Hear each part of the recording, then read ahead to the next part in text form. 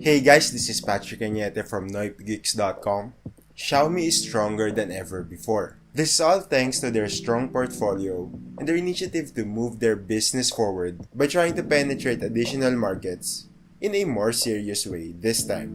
With that, the company is set to break boundaries again with the new Xiaomi Redmi Note 5. And just to avoid confusion, the one that we are taking a look today is the global variant. As you all know, the device is available in different names with different specs configurations in different countries. Today we'll see if Xiaomi still has it. This is our full review. Don't worry, fade away. Nothing for the same, nothing for the same. Let's start off with the design. Xiaomi smartphones are meant for the enthusiasts and power users. Hence, Xiaomi might have overlooked this department as the Redmi Note 5 doesn't look that attractive. It kind of looks awkward for me personally, but this part is actually subjective, so either maybe you can find it attractive and maybe not me, so yeah.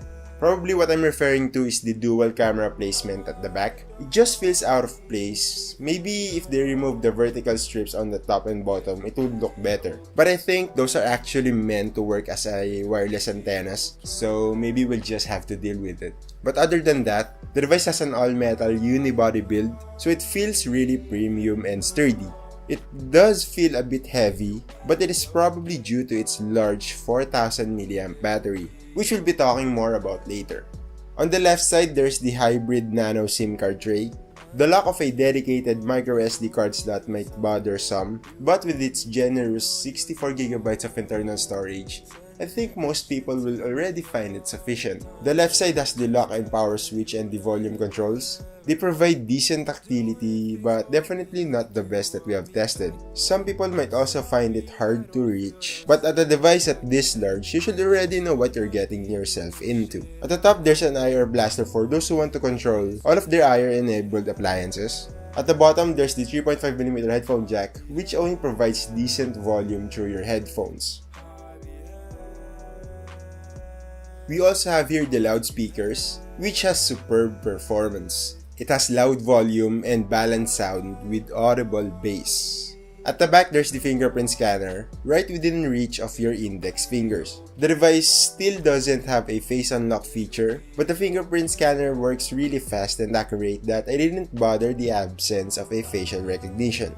On the front, we have the 5.99-inch Full HD Plus IPS screen. There's not a lot much to say here as its performance is pretty standard. The IPS panel offers decent colors and contrast. The Full HD Plus provides good sharpness, good for reading text and watching videos with good detail.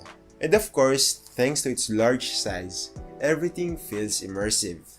It also provides enough room for on-screen controls when playing games, so your fingers doesn't block your field of view. Speaking of games, the Redmi Note 5 is powered by a Qualcomm Snapdragon 636 processor, 3GB of RAM, 64GB of storage, and runs on Android 8.1 Oreo with MIUI 9.5 interface on top. This chipset is probably one of the best processors that you can find on this price range, hence expect nothing less from its performance. It can handle day-to-day tasks without breaking a sweat. Well, I'm pretty sure that there had been some occasional stuttering and hiccups when I was testing it, but it was so rare that I couldn't even remember it. It can also handle games very well, of course. PUBG Mobile, probably the hottest and most performance-demanding game today, was playable on this thing at smooth frame rates with the textures set to realistic and graphics set to smooth. Probably one of the main reasons behind its good performance is its efficient software. The Android 8.1 Oreo, being the latest version, is one of the most efficient operating systems that Android has ever made. Xiaomi's MIUI interface has also been refined and sharpened over time. The interface has a strong resemblance to iOS, but that's been going on for years, so we'll just cut Xiaomi a slack.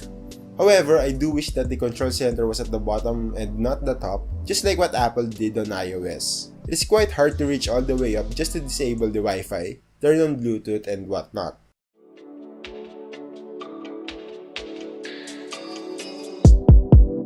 Now, one of the main features of the Redmi Note 5 is its dual rear cameras. At the back, there's a 12 megapixel and 5 megapixel setup. The Xiaomi Redmi Note 5 doesn't have the best cameras around, but it sure is one of the most capable shooters in its price range. The 12 megapixel sensor in the back produces images with decent colors, although they might appear slightly washed out if you're really that picky. And if you're a pro photographer of some sort, you might also find the contrast a bit disappointing.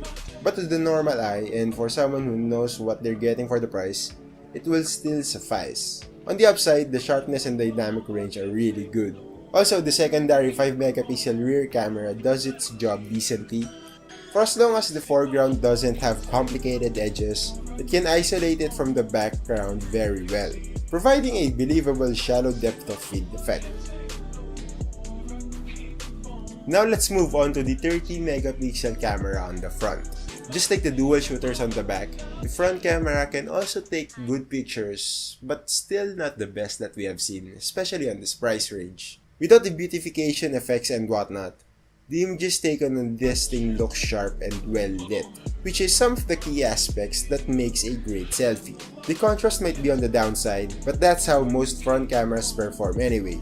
It also has a portrait mode, of course, which also does a decent job of isolating you from the background. Lastly, we have the large 4000 mAh battery, which is a really surprising feat for a device at this price. And as per my testing, the device did really deliver outstanding performance. It had a screen on time of 13 hours and 16 minutes on PCMark's battery test. That's with the Wi-Fi off and the display and volume set to 50%. In contrast, the Vivo V9, which we have a full review here, only had a screen on time of 9 hours and 15 minutes. Anyway, the PCMark results also reflected in my real-world usage. I usually use my phone for browsing the web like Facebook and Instagram, listening to music over Spotify, and sending and receiving text messages. And with that light to casual usage, the device was able to last me for about 2 days.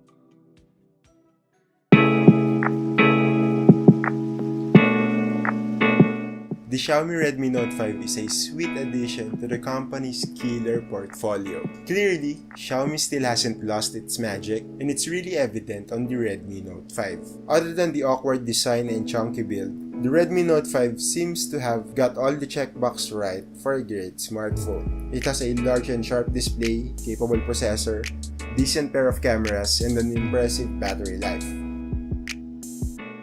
To finally wrap it up, I can confidently recommend this device to anyone. It definitely delivers more from what you can expect from an 11,990 smartphone, making it almost the perfect phone for those people who are shopping in this price category. Again, this has been Patrick from NoipGeeks.com. For a more detailed look about this device, you can check out our full written review link below. You might also hit the thumbs up button, share this video if you liked it, subscribe if you still haven't, follow us on Facebook, Twitter, and Instagram. And yeah, basically that's it. Thank you for watching.